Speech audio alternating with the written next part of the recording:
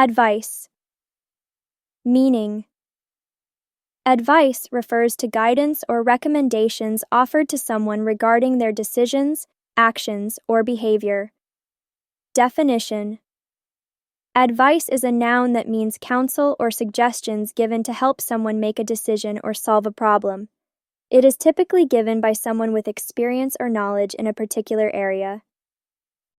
Examples and sentences. 1. She gave me great advice on how to improve my presentation skills. Here, advice means helpful suggestions given to improve presentation skills. 2. I asked my friend for advice on what to wear to the party.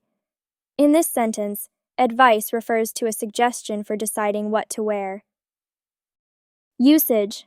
Advice is commonly used in contexts where guidance or suggestions are offered to help someone make a decision.